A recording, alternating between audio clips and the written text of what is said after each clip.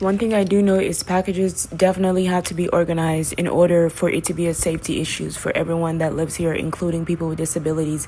It makes no absolute sense for someone to walk into a package room and it looks this messy. Another thing is you say that people come in from the back and they sneak in and they steal packages. Okay, that could be true, but who's letting them in? How are they getting inside of the package room? The package room is sealed. Every time I go inside of the package room, I go inside with my door.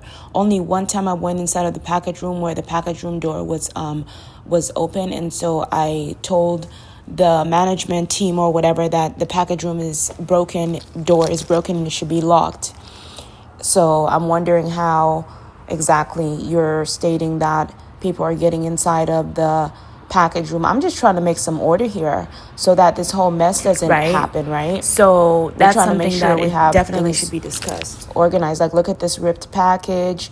All this stuff sits around and it's like, okay, so this stuff has to be either tossed out by the company. I don't know why the company employees don't do it. This right here, for instance, has been sitting there for a very long time. And I've just seen these packages just sit there for a very long time. And that I walk into the room and I see open packages like that all the time. So this is none of my business. The only thing that my only concern, like whatever you guys do is your business, not mine. My concern is not being able to see your packages or to walk around for like that box is open right there. That box is open. Like, to walk around and not be able to see your packages, not to be able to reach your package because there's all these packages in front. The other day, I went inside and packages were organized and it looked much better. It looked much safer. I just think that we need to make things even more safer. Just like at the front door, they say that don't have your packages, don't have your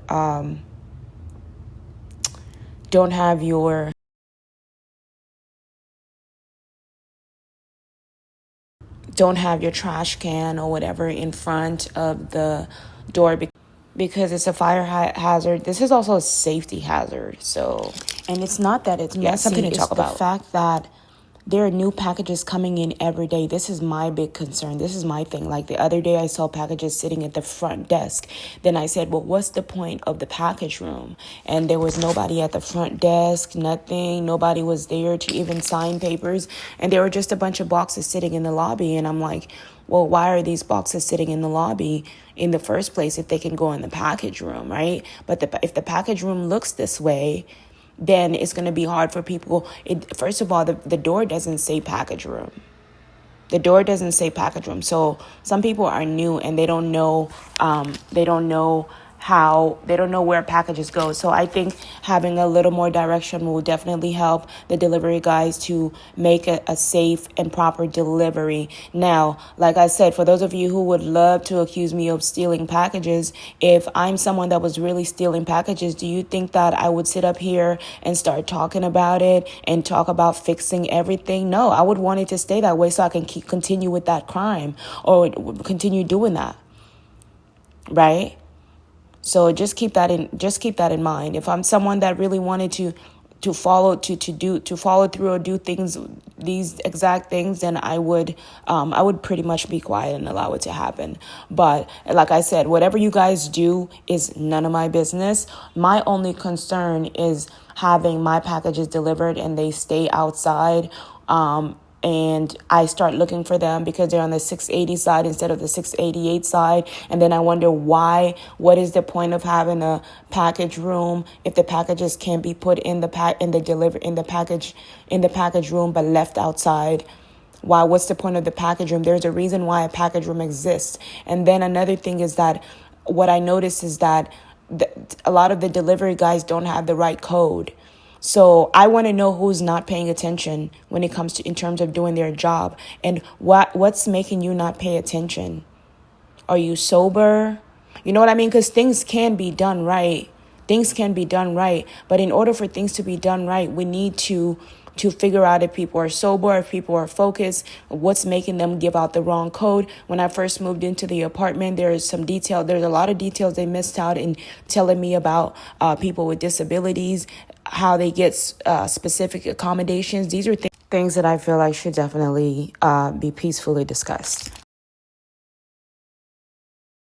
When I first put in that application, no one notified me about the special things that you can get as a person with a disability or accommodations when you live here. So it's a lot of things that they're missing out that you can actually get as someone with a disability. If you have any disability, if you're in a wheelchair, if you have a mental disability, those are things that you need to ask about, because they're not going to just tell it to you up front, because they don't want you to take advantage of these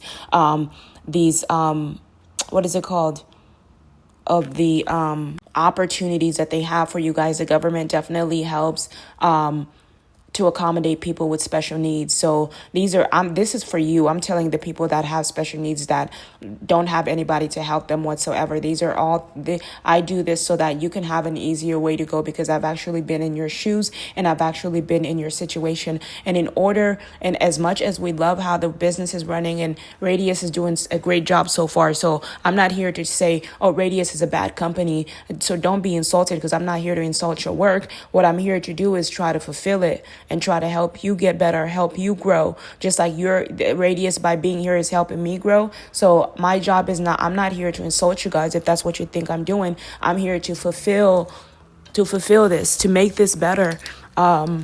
However it ends up going, that's just my personality. That's the kind of person that I am. Because if I walk into a building, the way my brain thinks is, how am I surviving here? How is this happening? You know what I mean? If I was a thief, I wouldn't be homeless for that long. I would be like everybody else, stealing and getting rich. But that's not the case. I've been homeless for a very long time, waiting for an opportunity, volunteering. Guess what? An opportunity is here for me, and I'm going to continue to volunteer and try to help. I'm going to be a helping hand instead of a problem, instead of a complainer, instead of a nagger, right?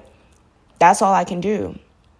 That's all we all can do, right? So let's just keep that into consideration. And I don't even know if that's the right word to use, but organizing these boxes is going to help a lot. Because imagine someone that was deaf and blind showed up. Because I'm suddenly born and I'm wondering, hey, like, what's going on? Why are these people on the street? Why are these people not getting off the street? It's a human right to have housing, but there's a lot of people indoors that bully people that suffer from mental disorders. This makes people not want to live in their houses because they don't know how to mentally and verbally defend themselves. They don't know their rights. They don't have in-home care providers. So the government wants people to be indoors. The government doesn't want people to be hanging out outside where it's dangerous, not only for them, but also for the workers. So that's why I'm here, to find out what's happening. And then if I find an apartment complex or a place that's willing to work with me, that really cares about the people, then we can grow together. Then God is going to bless us. Then we're really going to work and hustle and become even better than half of the rich people, because all they do is use the money to party and go to more parties and buy more yachts. And there are people that desperately need this money. There are people that are out there stealing food and getting arrested for literally stealing food just to survive. If everybody shared and donated more to the right organizations, people wouldn't have to steal just to survive. People wouldn't have to go to kill or do anything dangerous, because it shouldn't be that dangerous to live, especially in America. Because at the end of the day, there's so much money. I have a dream, and that dream is to make the world a better place, starting with America. And all that people want to do is kill people that want to make a difference. It's the dumbest thing ever. Making a difference is not only going to make me safe, but it's going to make you safe too. You're going to feel comfortable. You're not going to live in fear. You're going to live by faith. You're going to be happy. You're going to probably most likely get married, find a beautiful husband, a beautiful wife, have beautiful children, and you guys are going to go to church, worship, do charity, because we're here to do God's work. We're a force of nature and a force of God. And when we don't do what God wants us to do, then it just becomes like God is like, well, I don't need you here. God is powerful and he shakes us down until we get it together. This is what God has done for me and has done to me. And I'm a living and walking testimony. And I'm not here to judge anybody, but I'm here to help make it better.